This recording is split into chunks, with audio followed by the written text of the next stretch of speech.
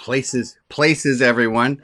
Well, welcome. I'm Rabbi Brian. This here is the Saturday service. Today is Saturday.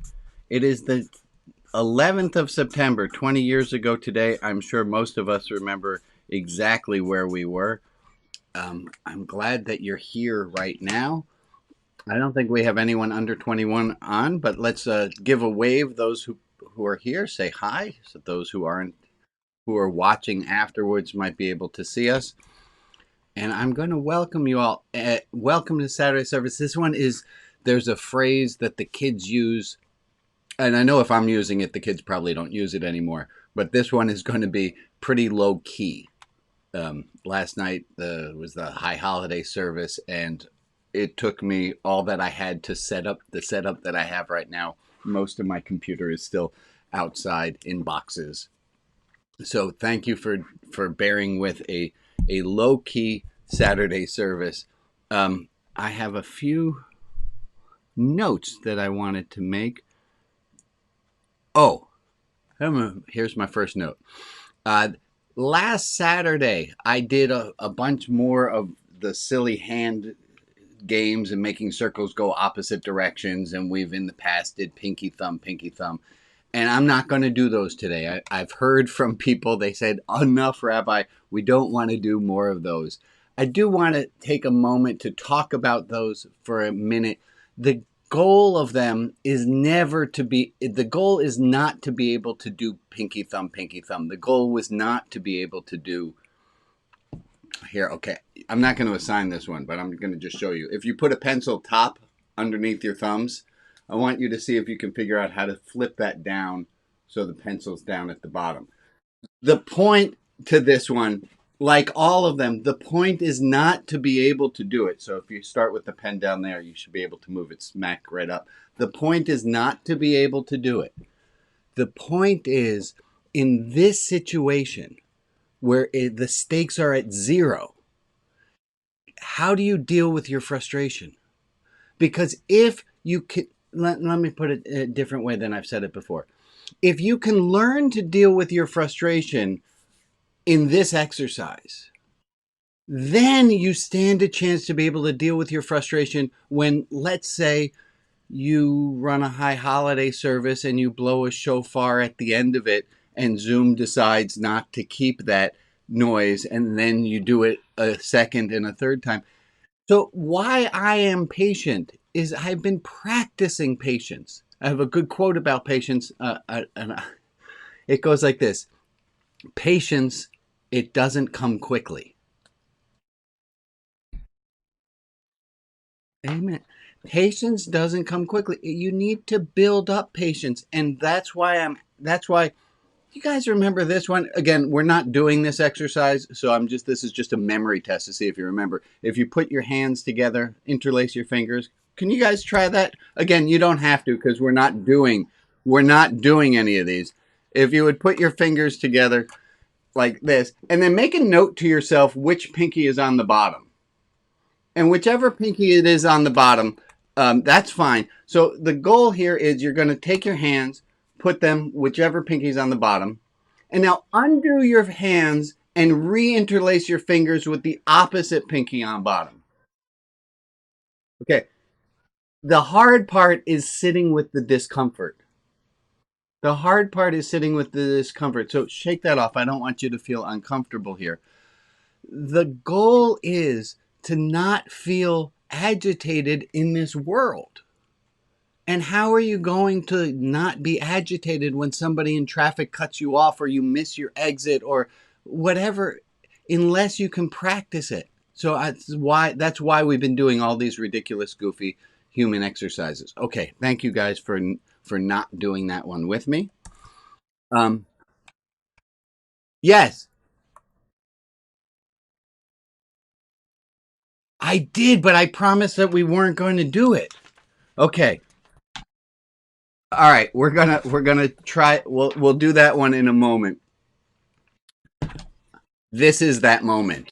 Okay, so here is the moment. I did give the homework assignment of making this drawing without lifting your pen or pencil up off of the paper.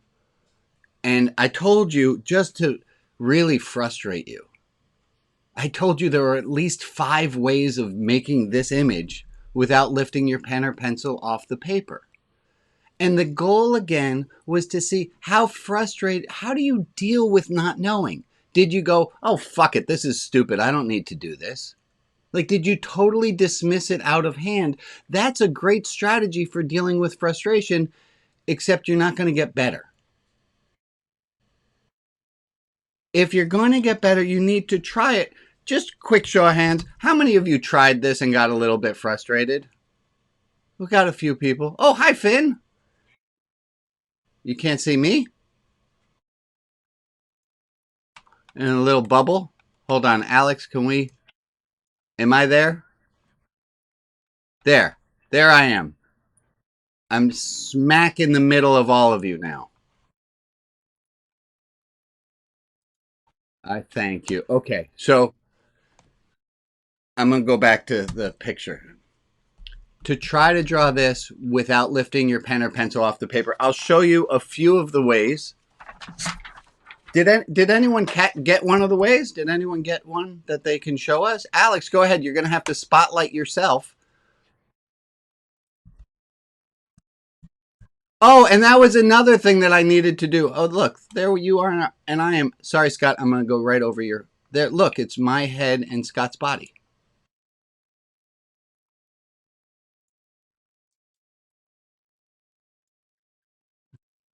So here's Alex showing how to draw this image without lifting your pen. Do you have a fatter pen? We'll do it with that one. That works. A clicky pen, and go ahead, do it. Wait a second. It's not cheating, folks. It's not cheating.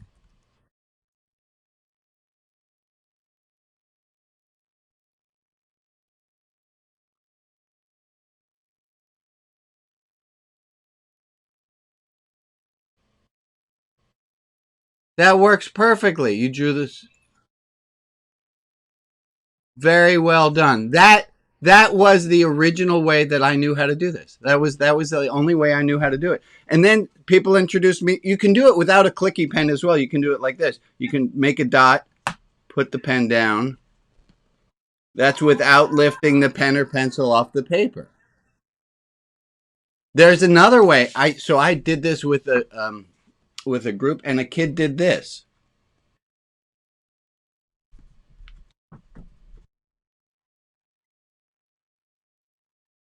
That was fantastic. Here's another way to do it. Hold on. This is Annie's highlighter.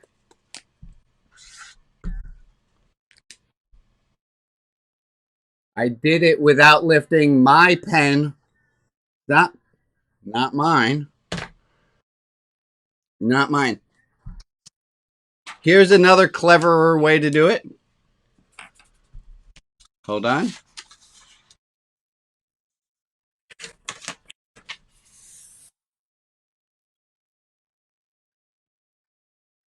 And I will leave you all to figure out if there are more ways again. Again, the point of all this is to practice patience. To practice patience. That's it. And to keep practicing it. Keep practicing patience over and over again until you build up a frustration tolerance. And I promise you, the universe will give you more and more opportunities to practice as you go today. The other thing that I know I needed to say today is I wanted to make an apology to Cousin Amy. Hi, Cousin Amy. I know I heard you. I don't see you on the screen. There's Cousin Amy. Last week when I was broadcasting from a hotel room, I got a little bit frustrated. I talked with you, but I wanted to model being a responsible adult. And I wanted to apologize to you in public where this happened. And also, it gives an opportunity for us to look at this again. It is okay to be angry. We all can be angry. We need to be angry. We are not la la, da da da, everything's all perfect all the time. It doesn't work. Anger is real. And we've talked about this one in the past. This is Aristotle talked about anger. And maybe you remember it. Aristotle said anyone can be angry. Aristotle Aristotle said anyone can be angry, but to be angry at the right person, at the right time, in the right amount, and for the right reason, that is not so easy. To be angry at the right person, sometimes we take our anger out on the wrong person, or somebody takes their anger out on us. At the wrong time, you get angry at someone 4 years later for something that they did. That's not right. To be angry in the wrong amount, someone steps on your foot, you kill their family. Like that's the right person, the right time, wrong amount. And finally, for the right, then that's a picture of a raisin because I didn't know how to write the word reason.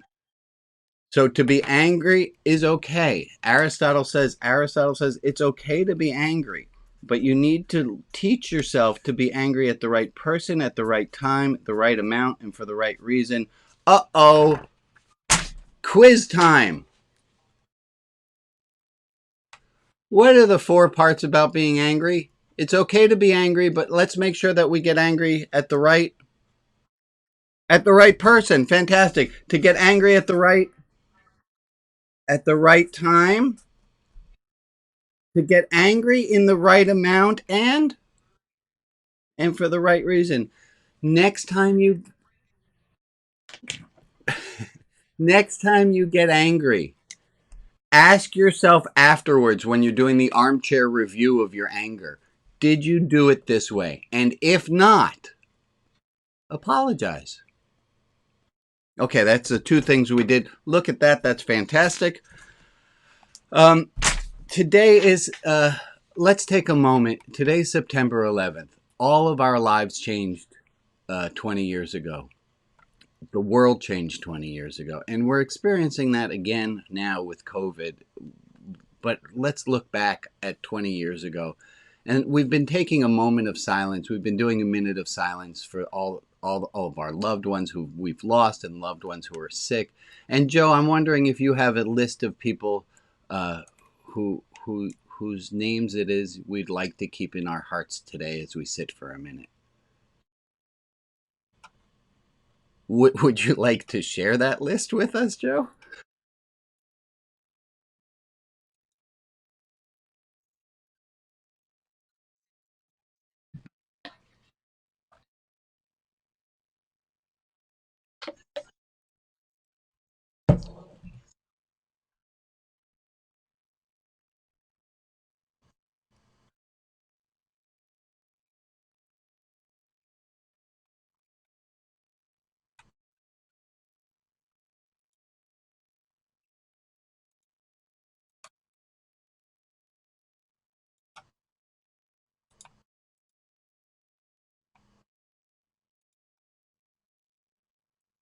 Amen. Well, let's take a minute and let's just sit quietly for a minute. If you'd like to stare at the screen, stare at the screen. If you'd like to keep your eyes closed, that's a fine thing to do as well.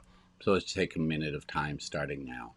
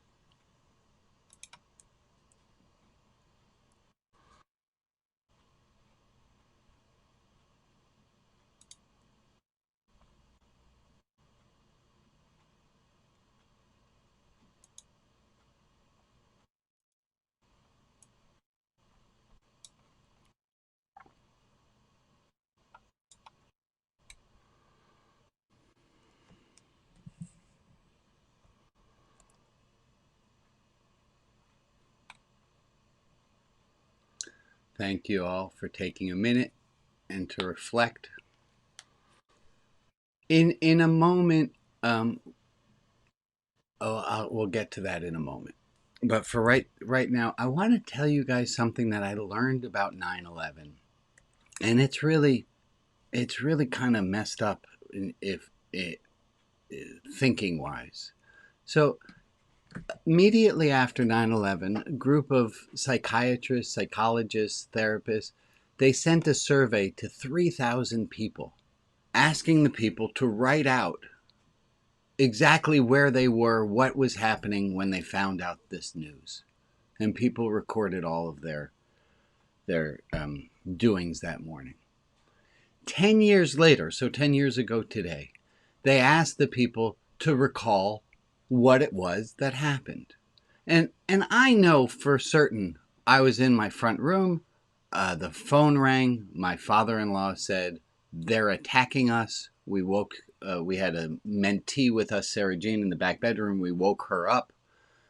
We all watched the television. I ran to the store and got sandwich meats, and we had the whole neighborhood over to just have sandwiches because I didn't know. I'm a Jewish grandmother at heart, so I just wanted to feed people for comfort. And the 10 years later, when people wrote out what happened, 50% of people had different facts than they remembered 10 years earlier.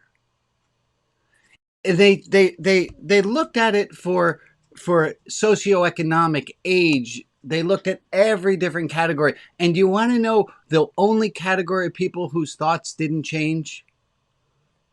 The people who they asked. Everyone thought that they remembered it exactly as it was.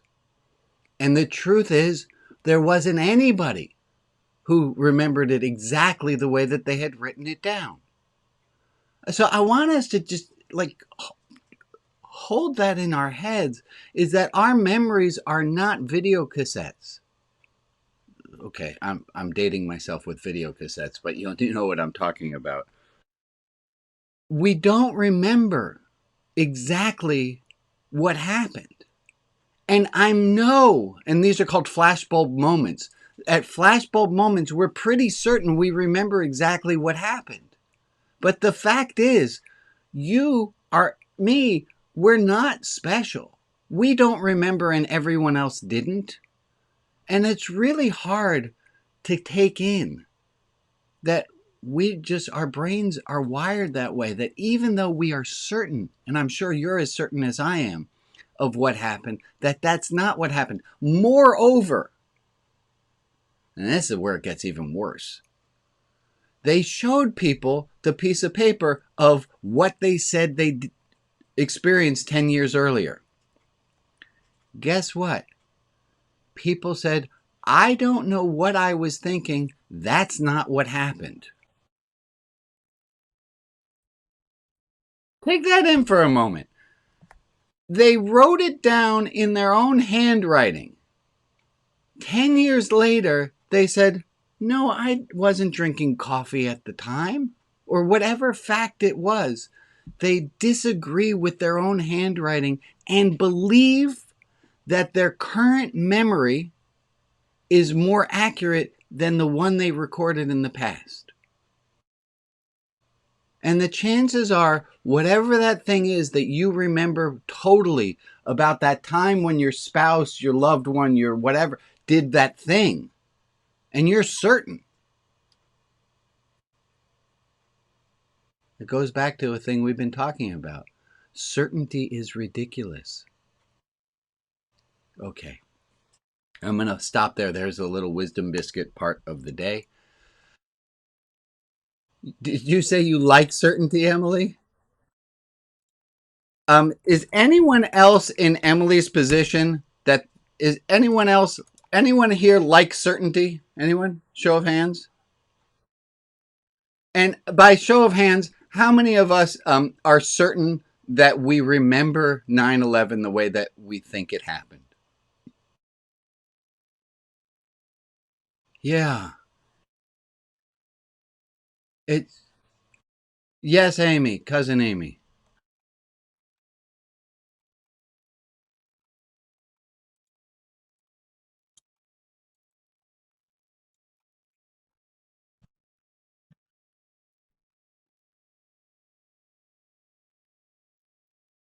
Uh huh.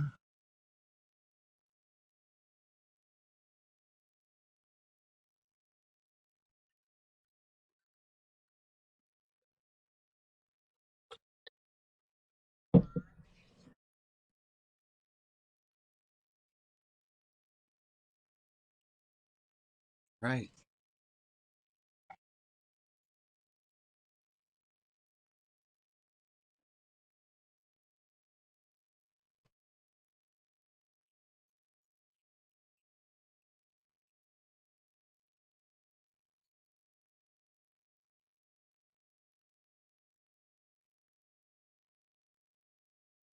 Right.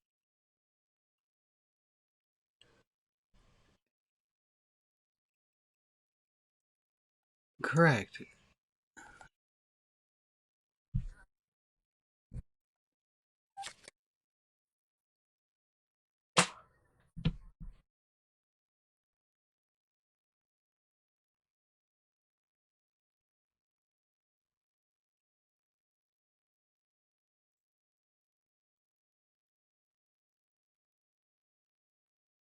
Yeah.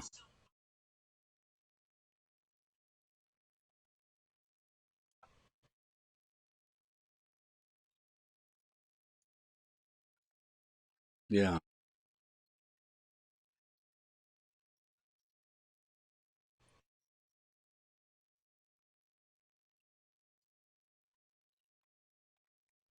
Well,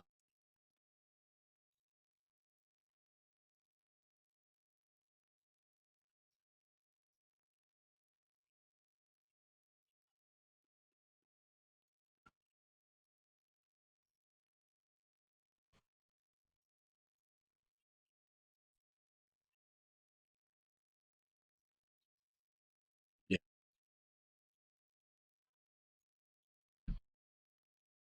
Amy, thank you for your civic duty and for helping to remind all of us. And okay. It's all right. It's all right.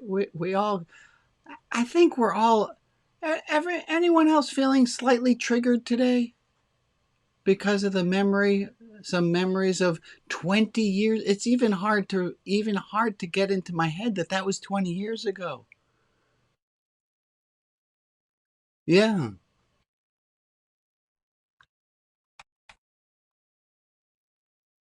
Yeah.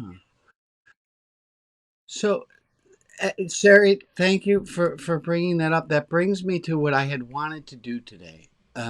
And as many of you know, if not all of you know, last night I ran with the help of a number of people who are here.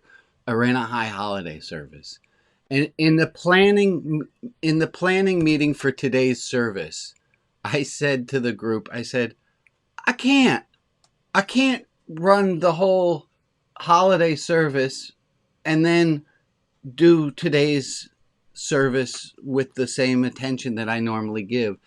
And I learned this from my buddy Larry a long time ago.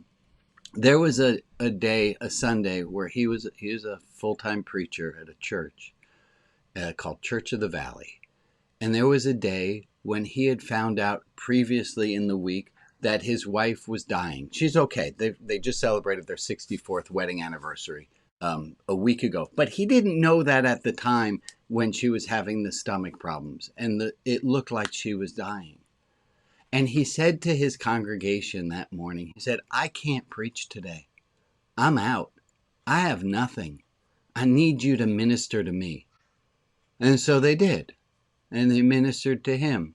And I asked the group who helped me on Wednesday to plan today, I said, I'm done. I'm spent. I've used up what I got.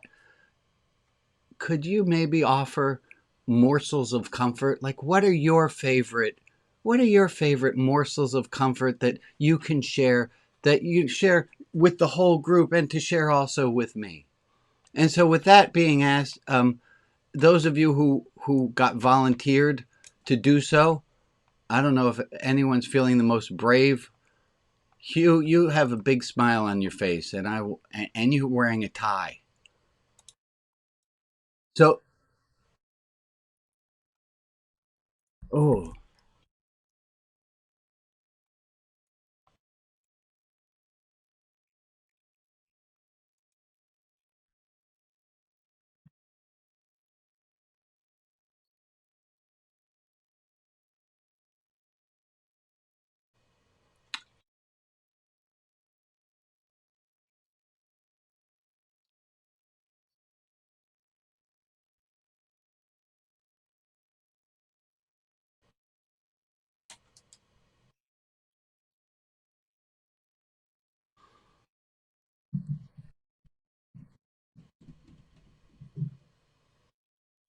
Would you? I was just about to say, Hugh, can you say that one more time? The world is filled with magical things, and then I lost it. The universe.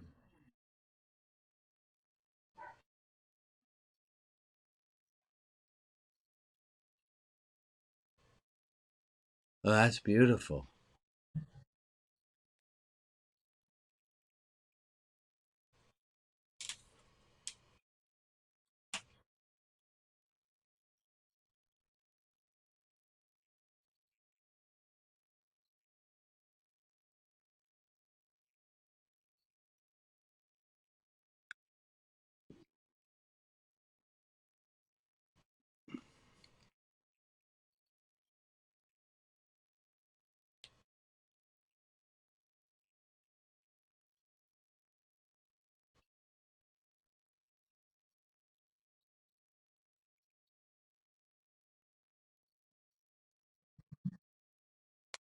Mhm.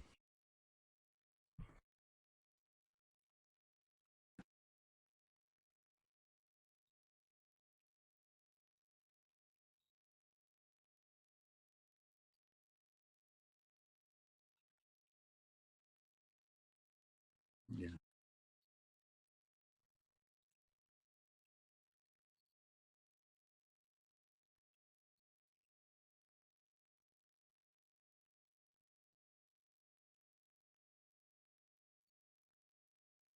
Mhm.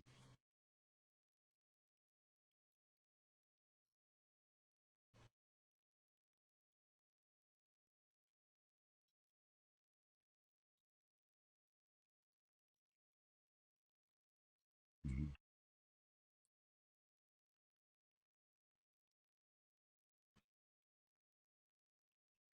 I love it.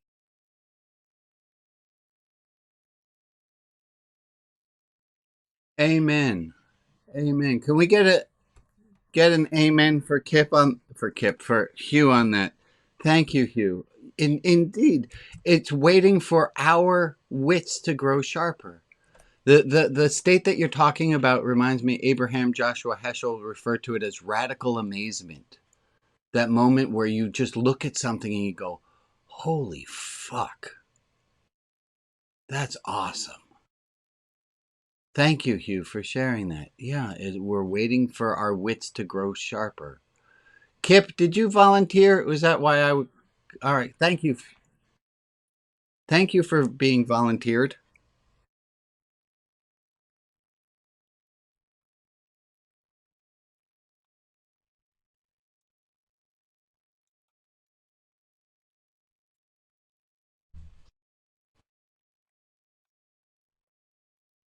There. Yeah. Yeah. We got you.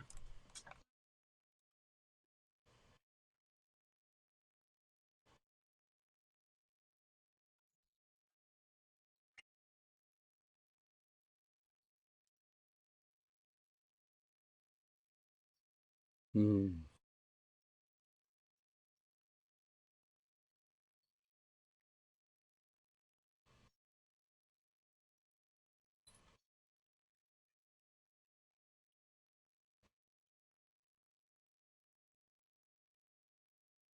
Mm.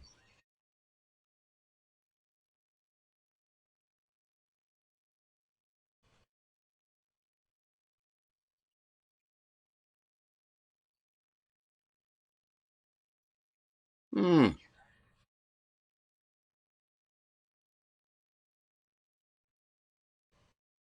Mm. I would love to hear. Can you keep that on the screen for a second, Kip?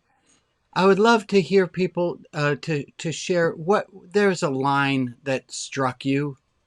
There's a line that struck you of what was just what line hit you hard.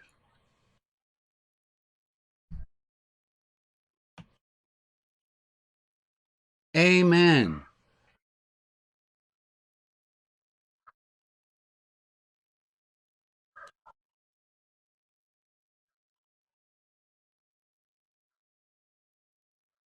Yeah, that's beautiful. Somebody else, what's another line? Mine was, if you don't have the ante to gamble for real love. So what if you don't have the. Wow. Who cares? What's another line that somebody took off of that? It's a beautiful poem.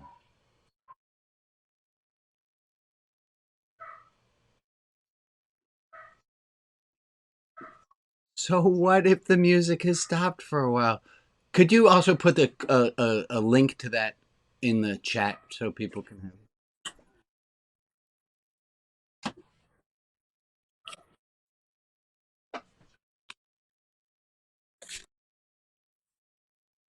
Yeah.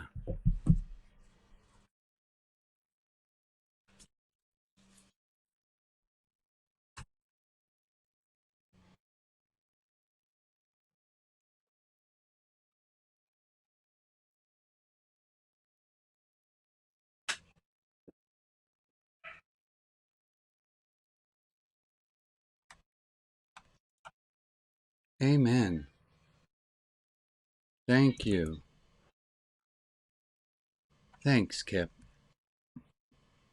If you don't know this book already, friends, I have lost control of my screen. Can you tell me what are we seeing right now? Just me. Okay, hold on. Okay. Okay, sorry about that. Alex, I think yeah, okay. There we are. That's just now we're just me again and my pad. This book if it's called The Gift, poems by Hafiz, which were recently ish translated by a man named Ladinsky. I put little page markers on ones that I liked.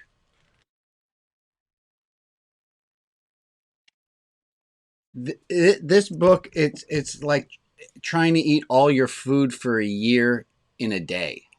You can't. You have to take it in slowly. So thank you for sharing that, Kip. That was just beautiful. Someone else who was in the planning committee who has something that they have that they can share with us. Yes, Alex, spotlight yourself.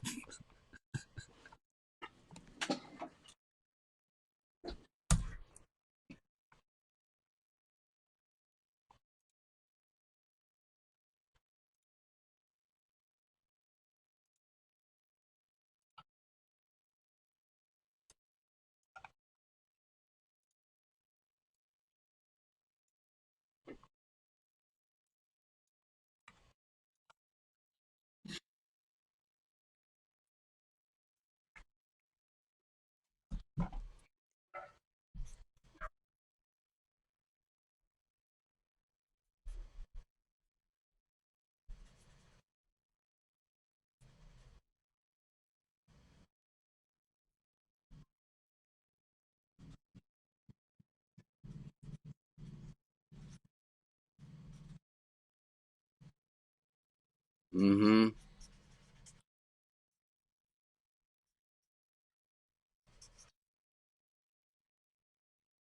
Yeah.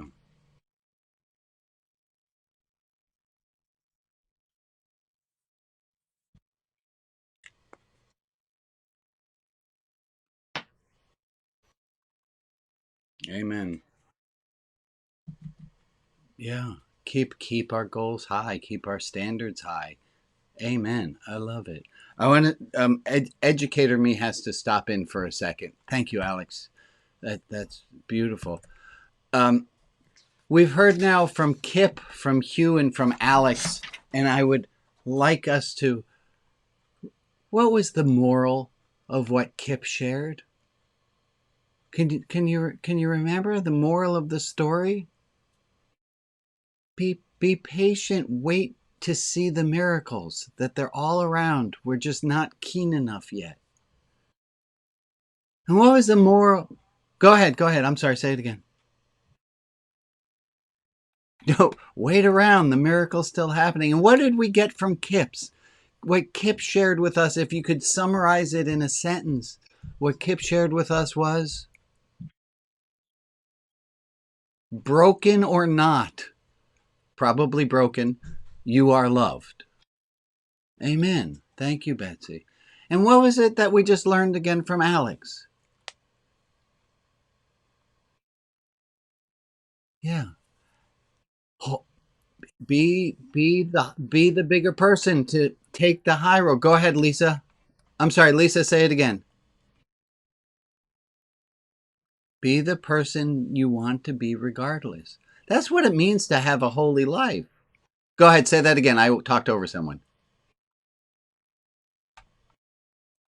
Amen.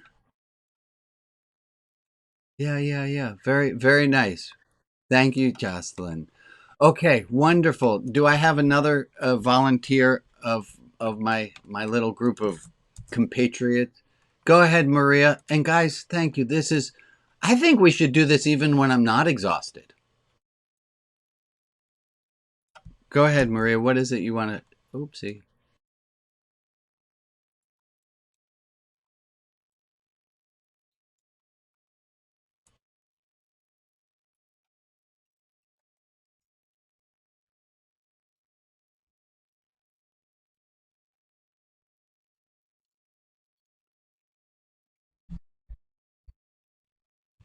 Would you say that again? Fitting in.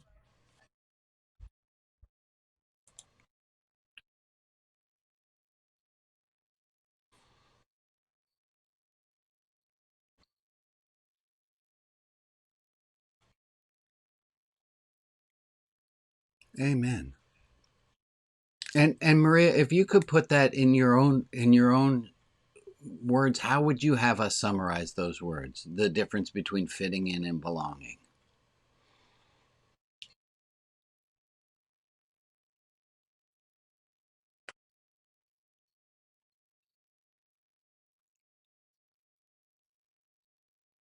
Yeah.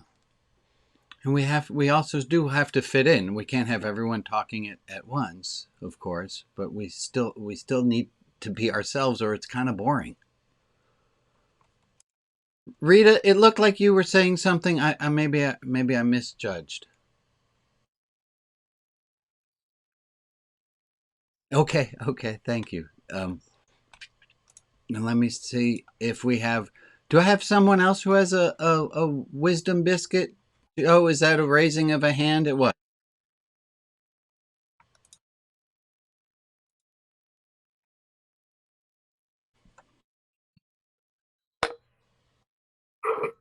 Mm-hmm.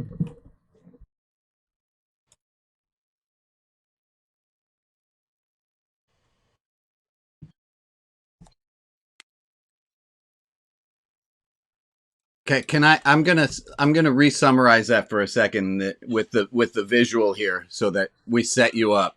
Is here we are going along our world, and then wah, we start to fall in. And our natural tendency, what we have learned to do, is to cling on to the wall to keep ourselves from falling down. And then we wind up at the bottom,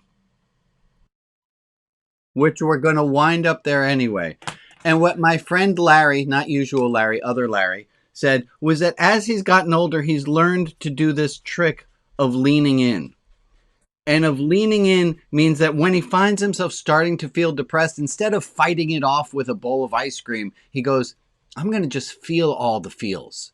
And to lean into the feeling. And his theory, and I have done it and it seems to work, is that the more you lean in, the more momentum you get on the way up. And then it's not as hard of a crawl to wind up on the other side. Okay, now,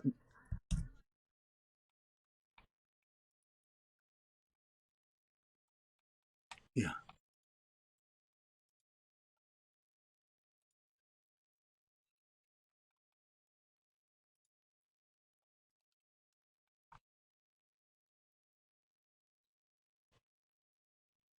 Oh, wait, wait, wait. Say that again. Whoa, whoa, wait, wait, whoa, whoa. What? What?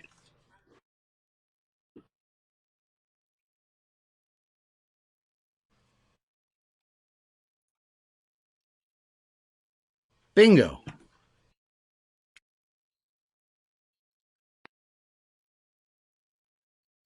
When you are feeling the pain, this is me sounding like I'm testing everybody, but really it's because I don't remember the second half of that quote because it was so darn good. Sometimes things are so clear. I don't know if you know this in life, but sometimes things are so clear that they just kind of go right through you and you miss it. Sometimes when now I've lost the whole quote.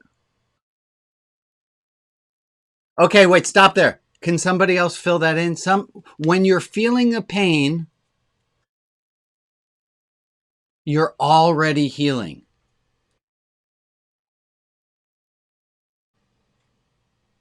Amen. When you're feeling the pain, and that goes back to Hugh talked about a long time ago when he led this service about when we're feeling the pain, that's the time to be kind to ourselves. Why? Because we're healing. When we're feeling the pain, we're already in the process of getting through it. Isn't that beautiful? It makes it feel okay to feel the pain, doesn't it? Vulnerability. It's all right to be in pain. And it goes back to what Maria said. These things are all linked, right? It goes back to what Maria said. Fitting in is making it look like I'm not experiencing any pain at all. But belonging allows you to just feel the pain and tell people, I'm having a really hard day. It's September 11th. I lost loved ones. I'm having a really hard day. I'm just sick and tired of this goddamn COVID. I'm having a hard day. Whatever it is that you're having a hard day, the doctor said my sight would be back within 2 weeks, and it's a month, and I still can't see. To be vulnerable and be in the pain, because when we are in the pain, what was the rest of that quote, people? Somebody besides Joe and besides Robin? We're already healing. We're going through it already. Isn't that beautiful? Oh, it's beautiful. Okay. Somebody else got one that they want to share? Words of comfort. Here, I wrote it down as morsels of comfort. Anyone else have a morsel of comfort that they'd like to share with the group? Okay, go ahead, Robin.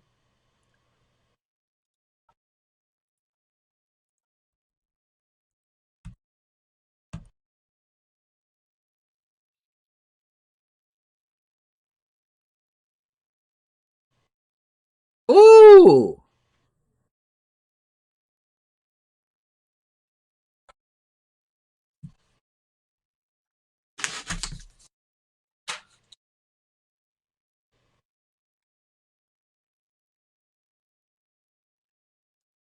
Whatever choice we make, that's the right choice. You still might have to apologize to someone, but it was the right choice. That reminds me, Meg. I want to see your beautiful face on the screen. Can we put Meg up there too? Hi, Meg. Is that what you said? Tell us how you said it. It will help us to keep it in our heads.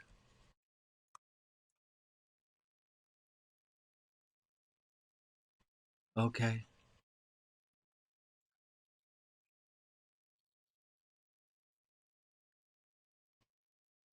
I'm assuming that's a metaphor.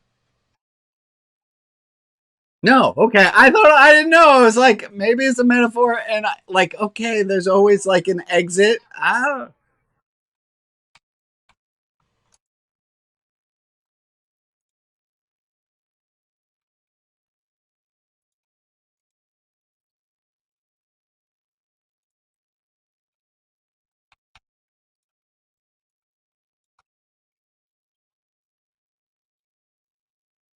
yeah. Not to second guess yourself. Then, amen. I love that. Thank you, Meg. That's great.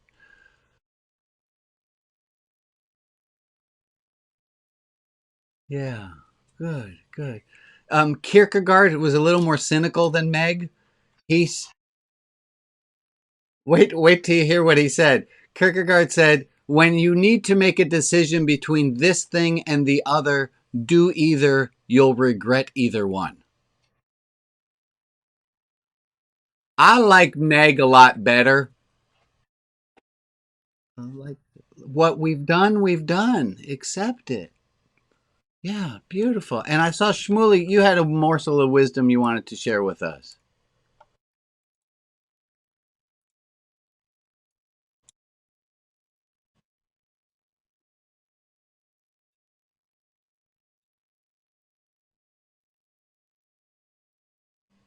That's a simple one.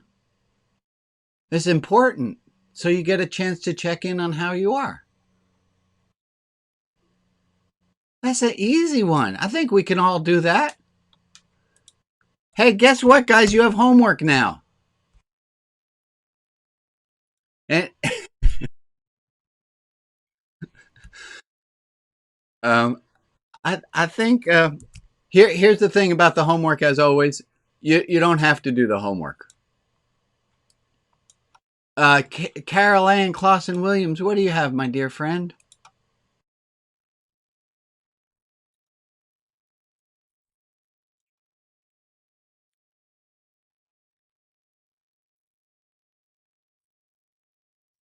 Yeah, that. Yeah. Are you okay right now? That's it. Okay. Just banking the okays. I think that's a huge. Do you? There's a. I'm gonna. There's a thing in marriage. I can't remember the name of they figured out that marriages that are healthy will have 4 neutral to positive comments for every 1 negative comment. And if you're married, good luck. Uh, but and they teach that in teaching too. If you are always correcting a student, that student's going to turn on you. Like like you only can get corrected so many times before you get resentful. Now, turn that internally. How about you within your own mind? And if you're kicking your ass right now for not having been kind to yourself, yeah, you got problems. Can you be kind to yourself or neutral? Now, neutral we did with the kids. And we first heard you had to do neutral moments with the kids, which was just touching them as you walked by or saying, "Oh, I see you're doing a puzzle." Now, the first time I did that with Emmett, I was pretty sure he was going to look up and go, "What the hell are you commenting on me doing a puzzle?" Like, but I needed to bank up moments, neutral moments. I needed to bank moments where it was just neutral, moments where, and if you can do that in your own mind, can you in your own mind go, "Oh, I'm flossing my teeth right now," and just give yourself neutral moments as opposed to listening to the internal dialogue that's critical. And maybe every so often you can throw a compliment into yourself as well. But let's do the baby step and go with some neutral moments of just noticing how we are, and that goes to what Shmuley said about when someone says, "How are you?" You can take that as an opportunity for how you are. Okay, we got some huge review here now. Hold on. We started with Hugh, and the moral to the story from Hugh was that's okay. Hugh talked about Hugh, can you give us the beginning of the quote and we'll see if we can get the rest of it from that? Wonder and magic and miracles, but it is waiting for.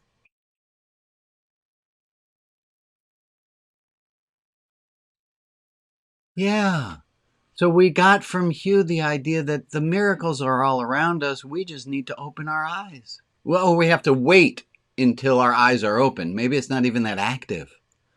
And then we heard from Kip about broken angels. And what did we get from that? It's okay to be broken. It's okay to take a pause in the music. It's okay when the music isn't playing.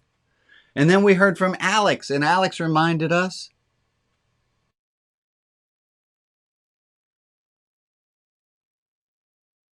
And then I didn't keep track of who spoke next. And then Maria said something. What did Maria say? Not Maria. Who else can say what Maria said? Maria, help us out. It was about Brene Brown. She talked about Brene Brown, and Brene Brown reminded us.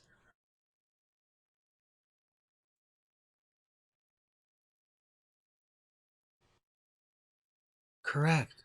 Amen. And then after Maria, we went over to Robin. Robin? Did I miss someone? Joe. I missed Joe. Sorry, Joe. What did Joe talk about? Help us out, Joe. Remind us a little bit.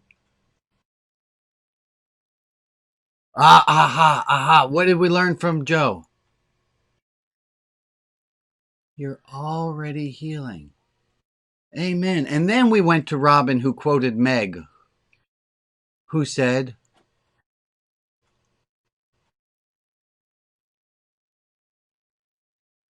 don't stop regretting so much. Yeah. And then after Robin and Meg, we went to Kierkegaard. Yes, we did go to Kierkegaard. And I call on him, Kierkegaard, Soren, what do you have to say? And he says nothing because he's long dead. Yes. Um, that would be really freaky if we were not going to go there. After Kierkegaard, it was a little freaky. Thank you, Jeff. What? Who did I miss? Who did I miss? Shmuley. What did we get from Shmuley? We relearned an important lesson that we should always do what?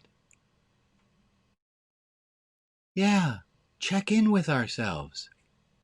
And then I might have talked a little bit about being at just like let's practice being neutral if we can't get to positive yet. That's fantastic. Oh, what a lovely, beautiful day. Um, I think we got a lot of morals today. I'm going to ask you, oh, here's what I'm going to do. Pick one. Pick one. Hughes or Kip's or Alex's or Lee's or Kierkegaard's or any one of the phrases. If I were to call on you right this moment and I were to say, Rita, which one are you going to do? Would you have one? You don't have to tell us what it is, but would you have one? You got to pick one. It's hard to pick one. It's like you can have anything in the store, and as soon as you know you can have everything in the store, you want to have all of it. But I'm going to ask us if you try to leave the supermarket with all the stuff, you might trip and lose all. Let's just hold on to one. I want you to hold on to one. Here's our twip of the day. This week I'll practice. Which one are you going to take with you? Al, you got one, buddy? Okay, go ahead, Lee. And then Al, she's stalling for you.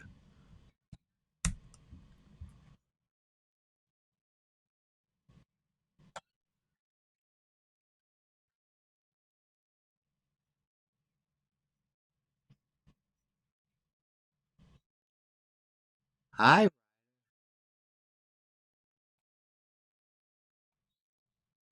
Thank you. Thank you, Lee. So now we're adding in another one, which is I think there was a rabbi much wiser than I who said, "Be like the children." Let's experience more wonder in the world. That's your one, Lee. Al, do you have one? Can you mind?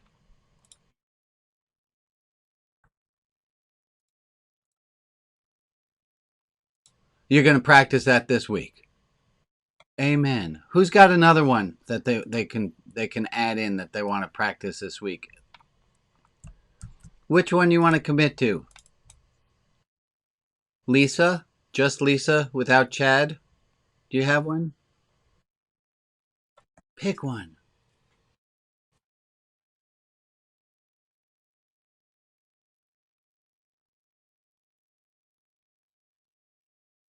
Amen. And practice that one this week. Thank you, folks. This is all gorgeous. Thank you all for ministering back to me. I know I sure needed a little. Go for it, Bob.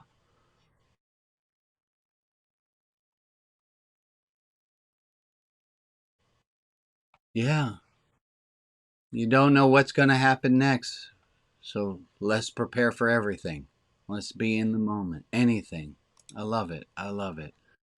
And we're going to say hi to Rita, who's off camera, and hope that she's feeling well. Um, folks, thank you. You're welcome, Rita. Folks, the second hour is coming up. If you stick around, there's going to be donut hour. There's going to be deep dive. There's going to be a poetry room. And that one's always like this. If you find a poem that hits you anytime during the week, show up to the poetry room and bring that poem to read it. And the poetry room sometimes lasts a long time. Sometimes it doesn't. And you can go join another group as well. But it's always there for you to use. I'm gonna sign off. We're a few minutes before 9 o'clock my time, but I think that's good. So let's wave to everyone and say goodbye. And again, I thank everyone who I was gonna single some of y'all out to thank, but really I want to thank all of you for being here today. This is like the core beautiful group. I appreciate that. Thank you. Bye guys.